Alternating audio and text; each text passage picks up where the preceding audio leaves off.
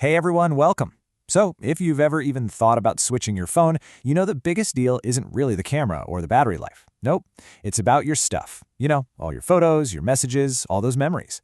For years, moving from an iPhone to an Android has felt like trying to move to a whole new country. Well, it looks like someone is finally building a bridge, and you are not going to believe who it is. Okay, let's get into it. For as long as we've had these incredible little devices in our pockets, this has been the wall. You've heard of the walled garden, right? Moving from an old iPhone to a new one, oh, it's seamless. It's like magic. But switching from iPhone to Android, that's a whole different ballgame. It usually means third-party apps, a bunch of cables, and just a whole lot of hoping for the best. And this is where the story gets wild. The very company that famously built that wall is now handing out the sledgehammers. Yep, you heard me right. Apple. Apple is the one making it way, way easier to leave the iPhone ecosystem. I know, it sounds crazy, but it's really happening. So what is this magic tool exactly? Well, it was quietly tucked away inside the first beta of iOS 26.3. It's a native, built-in transfer to Android feature. This isn't some clunky app you got to go download. It is baked right into the iPhone's operating system. And honestly, the craziest part about this is just how unexpected it is coming from Apple. So let's take a closer look at how this whole thing actually works. Okay, so the big question, how does it work? Is it going to be complicated?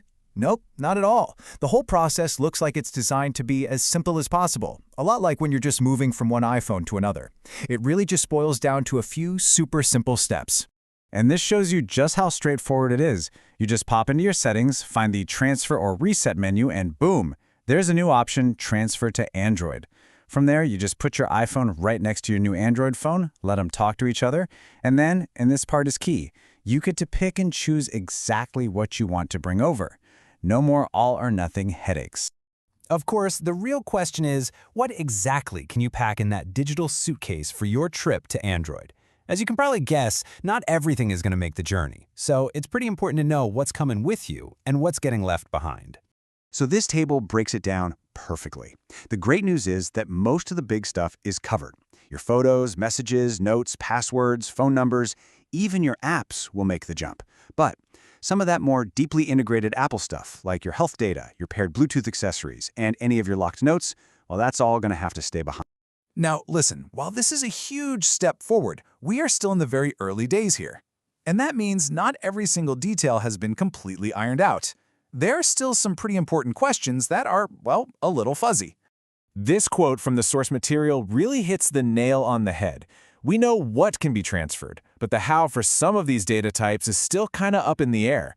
I mean, it's one thing to move a simple photo file. It's a whole other challenge to move data that needs a brand new home on a totally different operating system.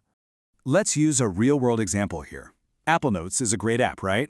But Android doesn't have one single default Notes app for that data to transfer into. So where does it go? Does it prompt you to download Google Keep? Does it just create a bunch of text files? These are the little details that need to be sorted out to make this whole process truly seamless. And it's really important to remember, this isn't just an Apple thing. This is a team effort. Google is already getting ready on its end, putting its half of the code into the latest Android builds.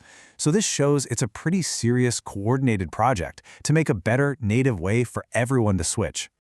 So this all leads us to the biggest question of all, the one thing that just doesn't quite add up. Why on earth would Apple, a company that has made a fortune from its sticky ecosystem, suddenly make it easier for people to leave? What is the real motivation here? Seriously, think about it for a second. This move seems to fly in the face of decades of their own business strategy. Is it some kind of change of heart? A new philosophy of being open? Or is there something else going on behind the scenes? And there you have it. That's the answer. In 2 words, regulatory pressure. This grand gesture of playing nice with the competition isn't coming from some sudden change of heart. It's because of increasing pressure from governments, especially in Europe with laws like the Digital Markets Act, which are pushing hard for more open digital platforms and less restrictive ecosystems.